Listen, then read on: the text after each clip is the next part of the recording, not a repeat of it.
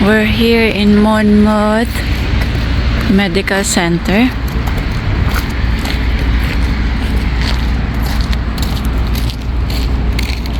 It's July 23, 8:46 a.m. Nakaschedule si Megan ng 9 a.m. for her multiple teeth extraction under general anesthesia. So sa OR gagawin dito sa hospital. Papatulugin siya, bubunutin mga I don't know kung ilan hindi pa sinasabi sa akin kung ilang ipin, pero marami kasi siyang mga bulok na ipin. And sumasakit na yung isa, tsaka namamaga yung niya, yung gilagid, kaya urgent na siya na maoperahan. So sagot naman lahat ng insurance, which is NJ Get Covered. So wala tayong binabayaran sa mga bata kasi pasok pa tayo sa low income. Yun. So we're praying for safe procedure.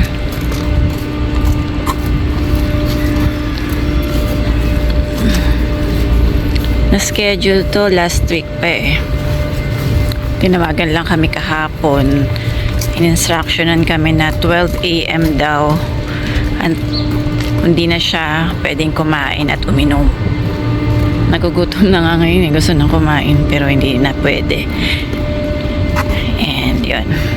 By 9 daw dapat nandito na kami.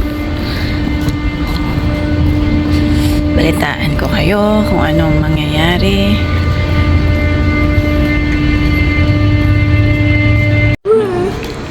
So we're here na. Kinuha lang yung ID ni Megan at insurance ID. So pinrovide natin yung green card niya tsaka yung NJ Get Covered na insurance card.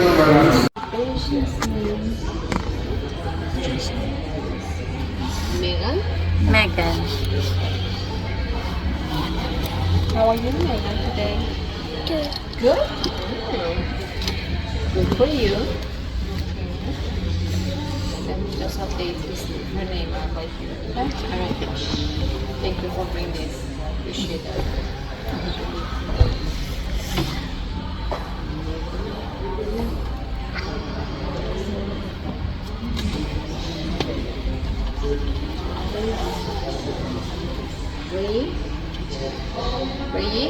Reyes.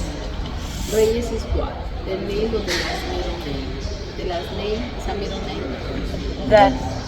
That's her middle name. Yeah. It's Megan Mary Reyes. Yes. Correct? The last name is And the last name is Luminari. Yes. Okay. I'm gonna confirm that, okay? I'm going to leave.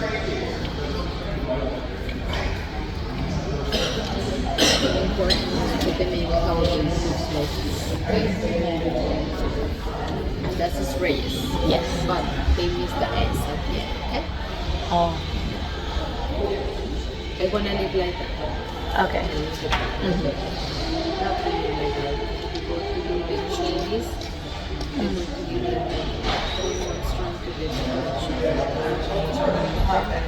It's okay. I just want to let you know. It's Reyes. And it's okay. It's good. You have your social security number with you? Yes. Security number, Daddy. Bakit mayroon dancing donut? Later.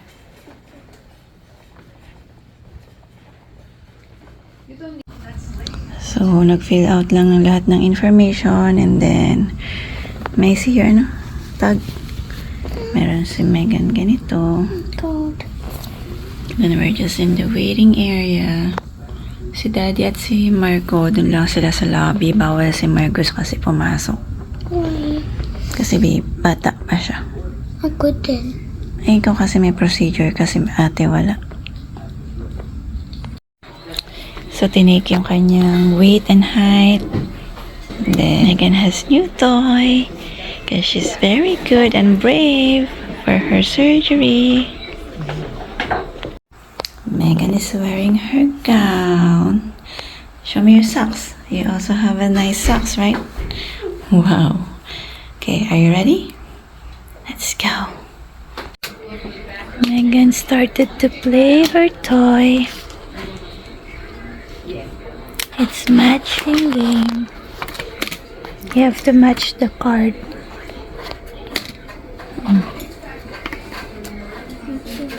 There's a lot, actually.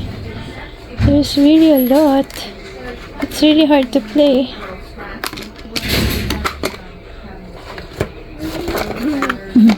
Color. She will also. She has coloring book and crayons here. Okay, going to coloring. Be artistic, okay? Nandito kami sa parang room. Ayan. Pookie. Can I get this so I can be? Ayan. So, naghihintay lang kami. Dadating daw yung doctor tsaka yung anesthesiologist.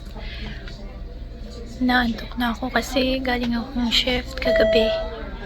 8 to 8 a.m. ako. Will you sleep here? Noong oras na 9:43. Will you sleep here? Sleep daw ako dun sa kama niya. Yeah, Ay, nagkakape ako. Buti nagdala si daddy ng kape. Pero naantok na talaga ako. Good night, Daddy. Daddy at saka si ate na iwan doon sa lobby kasi bawal sila. Ay, bawal si Margo dito sa loob. Si daddy sana pwede, kaso si Margo hindi pwede din kasi bata pa siya. Panday ate. What are you doing this summer? Anything fun? Any beach days? Any camps? Yeah, you go swimming a lot? So, binigyan nila ako ng ganito. Ito daw yung number ni Megan. Yan yung color coding kung ano na yung progress niya. Tapos dito ko siya makikita. So, yung number niya is 4533. Ito yon, preparing for surgery. Yellow. Ayan, kapag purple na, ready to go home na siya. So, pinalabas muna ako dito sa waiting area. Pwede daw akong mag-Dunkin muna, ganun. So, I'll go to Daddy. I'll just go back here.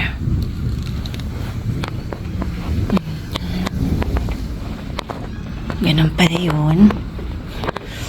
Ang ganda ng facility.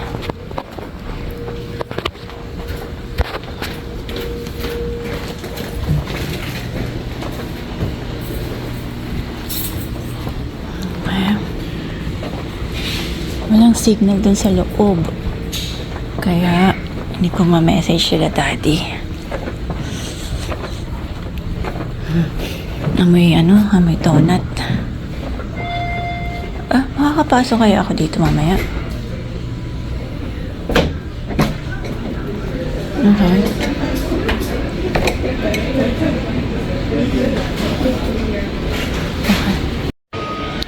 Dito si Margo nakatulog, nakakaintay. Si daddy ang dito lang din sa lobby. Yan. May Dunkin Donut doon. So, kain muna kami. So, 4533 sabi ay surgery in progress. Samahan nawa.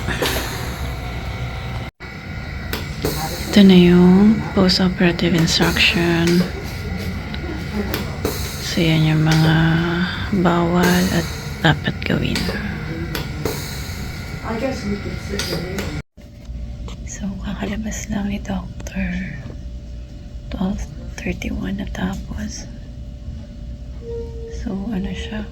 Mga 1 hour and 30 minutes. Sabi niya, okay naman na badly infected daw yung dalawa dito. Tapos, hindi pinunot yung sa harap. Nilagyan daw ng fillings. Parang pinastahan. Tapos may ni-root canal daw siyang 2. Yun. So, 2 lang yung pinunot. Tapos tinahi daw yun. Marami daw nana. And yun, hintayin ko na lang daw. Palabas na siya. Thank God. Does she want an ice pop? Baby's back. You want an ice pop? Yeah. Thank God po. It's a successful procedure. Thank God.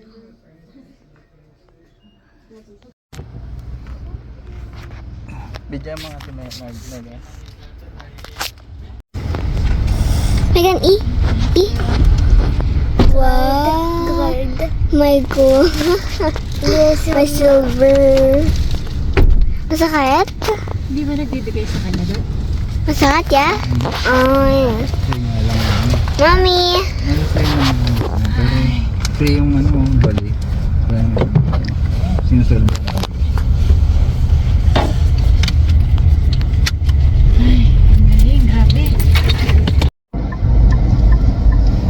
Okay, thank God. Pauwi na kami. Time check, 1:25 p.m. Dumating tayo dun before 9, di ba? 10, 11, 12, 1, 25. So, 4.5 hours. All in all. Wala sa pag-register natin hanggang ma-discharge si Megan. So, yung in-explain sa akin nung doctor yung gagawin niya. Ang sabi niya, i-x-ray daw niya muna lahat ng ipin. Titignan niya kung yung ipin matatanggal within 6 months. Bubunutin na niya. Pero pag nakita daw niya na yung ipin tatagal pa more than 6 months, i-restore niya, hindi niya tatanggalin. Kasi pag tinanggal nga naman, mahirapan na siya kumain. Pero kapag infected na, tatanggalin na niya. Yun. Kaya before procedure, hindi ko rin alam kung ano talaga yung gagawin sa kanya. Kasi malalaman pa lang pag in-x-ray na siya doon sa OR. Tapos, si anesthesiologist naman, sinabi rin niya sa akin yung procedure. Sabi niya, may mask na may gas na i-inhale si Megan. So pag inhale niya ng gas, yun na yung gamot na anesthesia, makakatulog siya. So pag nakatulog na siya, kakabitan daw siya ng IV. So doon yung gamot. Tapos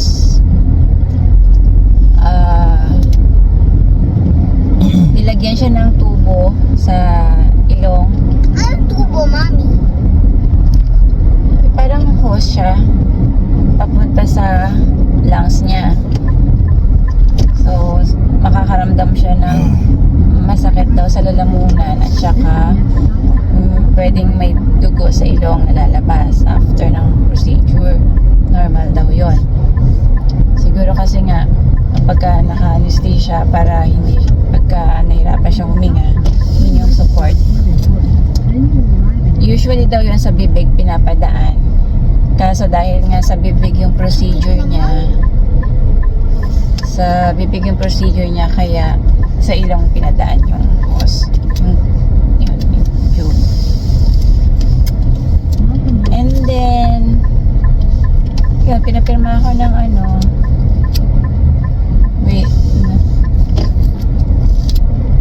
consent, pinapirma sa akin. Tapos, nung lumabas siya, gising na siya. Pagdala dyan sa room, gising siya. Tumagal ng 1.5 hour yung procedure niya eh. And then, siya, umiiyak na konti. Masakit daw yung dito niya. So, ang ginawa ni doctor, tinanggal yung 2 dito, infected daw kasi, tapos tinahi. And then, may ni-root canal daw, parang 4 yata or 2, hindi ko maalala eh. May ni-root canal, and then nilagyan ng stainless crown yung iba, tapos yung sa harap crown siya na white. Yun yung ginawa sa kanya.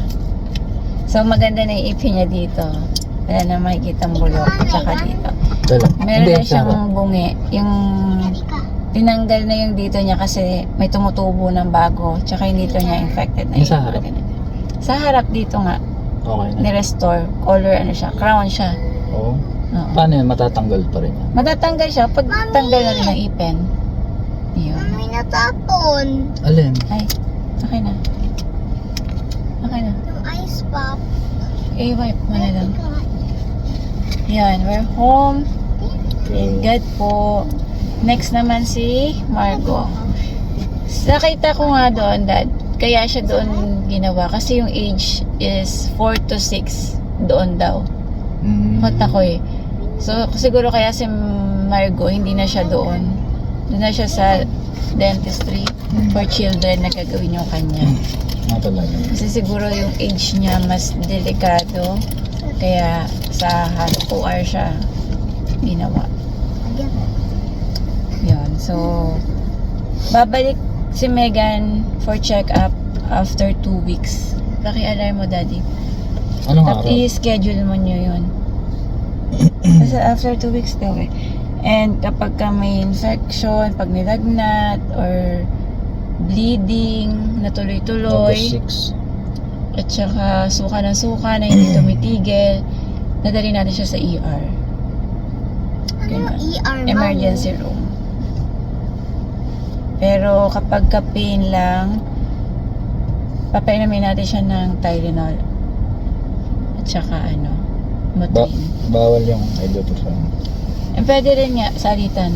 Kapag daw in less than 6 hours, masakit na ulit, magpapalitan yung Tylenol and Motrin. Okay, that's the journey of Megan's teeth restoration. Teeth, talaga siya, total, mouth Kung restoration siya. Sobrang mahal talaga niyan kung kung hindi tayo Ito covered. magkano? Yan? Siguro mga kulang mga 400, 300 to 400,000. Pesos. Okay. Next Okay. naman si ate. Abangan natin yung kay ate naman. Here's the update for Megan. So, time check, 11:20 p.m. Maghapon lang siyang natulog kasi masakit. And may lumalabas na dugo. Tumutulo yung dugo sa mouth and minsan sa nose. Which is expected naman, yun ang sabi ni yung instruction sa atin na kapag dumugo naman, bigyan lang siya ng malamig para pwedeng ice. Ayan, nagsisip siya ng maraming water na malamig para tumigil yung pagdudugo.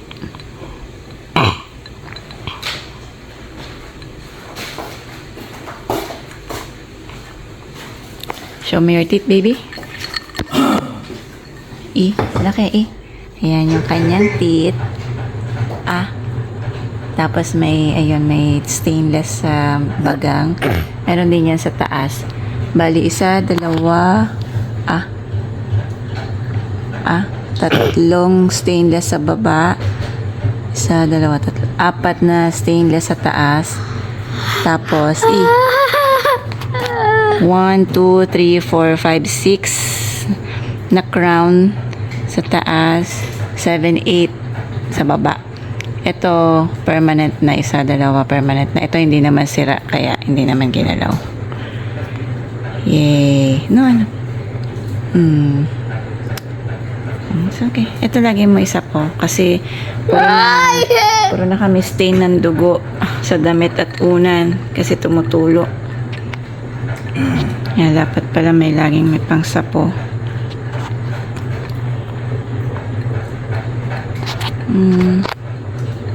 Praying for your recovery, baby.